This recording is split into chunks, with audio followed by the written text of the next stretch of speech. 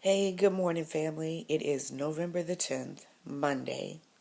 It is the Monday before the Tuesday, November the 11th, where I would normally be getting chemo. But Friday we found out that I would not be getting chemo Tuesday. My body was too weak. We had had enough. I was suffering from dehydration, migraines, and a lot of other things that they just thought that this last treatment wouldn't make a difference and that my body needed a rest. So I was coming to you today. I normally like to post a word of encouragement that the Lord has given me that I feel would, be inspirational to someone else and help them with something they may be going through.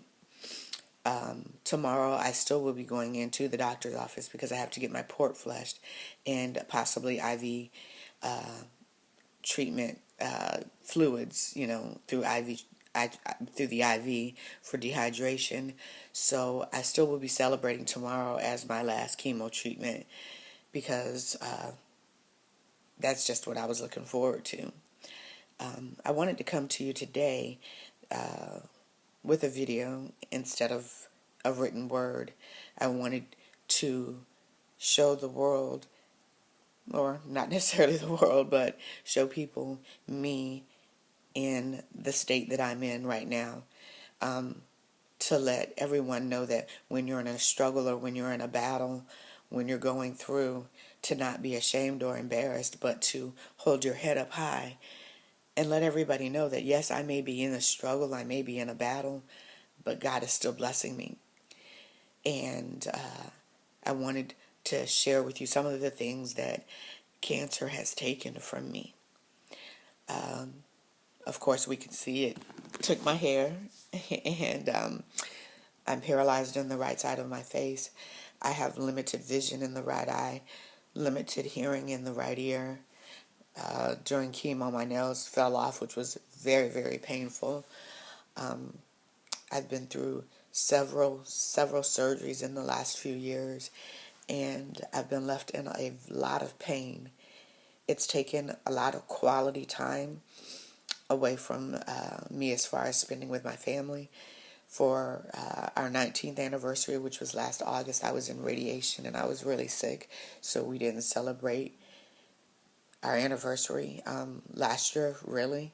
We were looking forward to this year, but in April we found out that the cancer had spread to my lungs, and so I was in chemo, and the celebration didn't go too well this year either.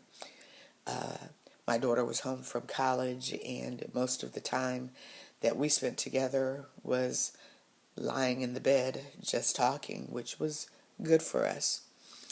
I had to put my son in school this year. He is a freshman in high school after being homeschooled since first grade. Cancer took a lot, or it seems that it did. But in all that I thought that cancer took, I started to think really hard about all the good that came through this process. And I want you to know that if you're going through a process, to look for the good, even in all of the hell and the bad that it seems that you're going through. Look for the good. And as I began to look and question and ask, I started to realize that I never doubted in my heart that God had me. I may have doubted in my head, but my heart was never affected. In my most fearful moments, I found great faith. There were times where I was in so much pain, and I called out on the name of Jesus, and I found great peace and a great comfort. When I felt like I was all alone, Jesus came and sat beside me, and I felt him wrap his arms around me, and there was a peace that I can't explain. I have been surrounded with angels that I've known for years and angels that I've just met who have let me know that I was not alone. And they have stood by me every step of the way. I found a strength that I never knew that I had. There were times where I felt broken and I'd go to bed crying. But when I woke up the next morning and the sun was shining and there was still breath in my body, I realized that I was whole and I was strong and I was a warrior and I was a fighter and I was a survivor and that I was going to be okay. So while it seems that cancer took so much, it gave me a lot. And I can't say that, oh, I'd want to go through this again, or, oh, I'm so happy that this was the way that I found my strength and my faith and my courage. But I'm glad that I found all of the things that I found in this process. And so I want you to dig deep and find your strength, find your peace, find your joy, find your comfort, find your angels.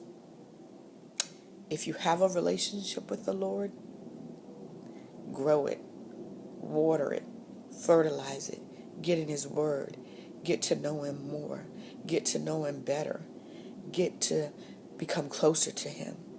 So when battles come, you know where your help comes from.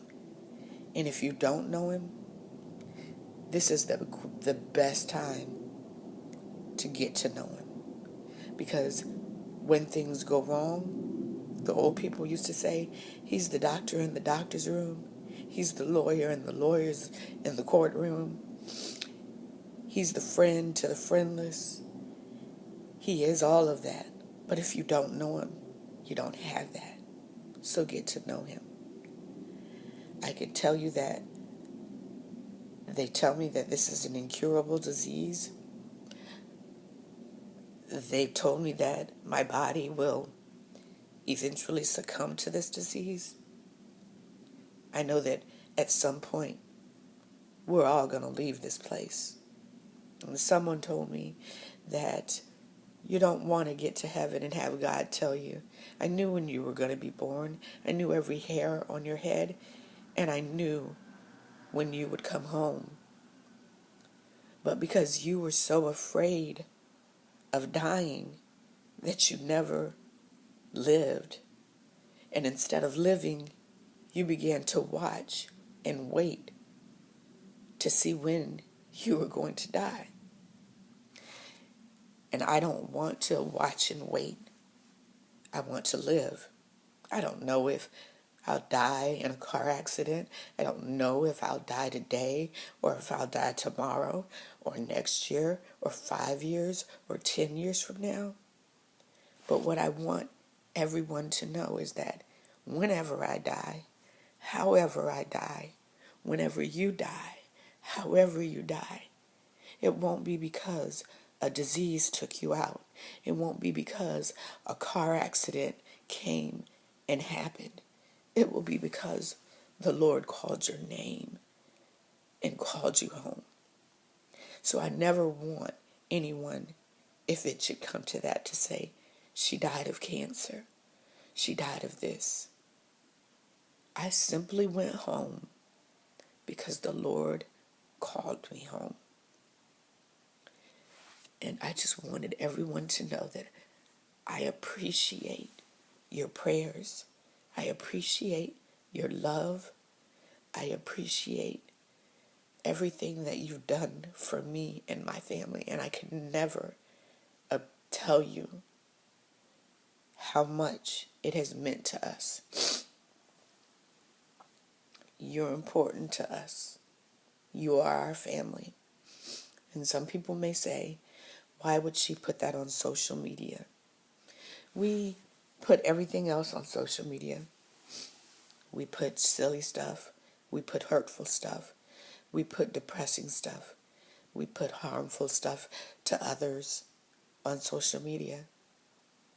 But I wanted to put that in the midst of a struggle, in the midst of a battle, there are warriors out there who are able to stand and say, no matter what I look like, no matter what I feel like, no matter what the battle seems to be, no matter that it looks like I'm losing, A, the battle is not mine.